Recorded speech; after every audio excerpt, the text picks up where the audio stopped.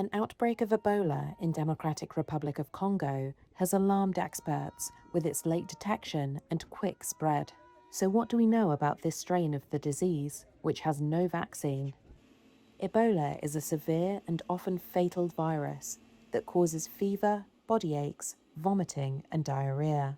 It spreads through direct contact with bodily fluids of infected persons or contaminated materials.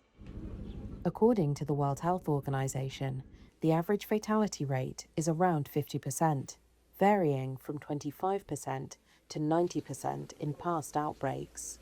This is Congo's 17th outbreak since the disease was first discovered in 1976. All but one of the previous outbreaks was the more common Zaire strain. This time, however, it's the Bundibujo strain, and that delayed detection of this outbreak, says Jean-Jacques Moyembe Tamfom.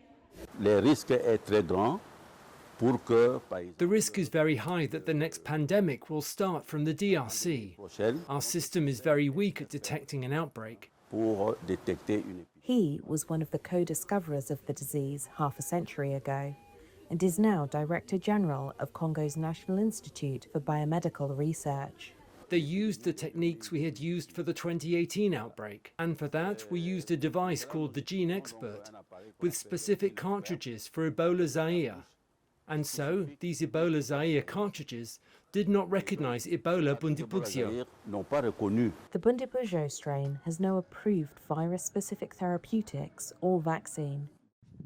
On Sunday, the World Health Organization declared this outbreak a public health emergency of international concern. That's because of the high risk the disease could spread further beyond Congo's borders. The outbreak is centered on the Ituri province of conflict-hit eastern Congo and is suspected to have already killed dozens of people. Cases have been confirmed in Kampala, the capital of neighboring Uganda. Reuters bureau chief for West and Central Africa, Robbie Corey-Boulay, said the situation has been complicated by conflict and cross-border trade in the area.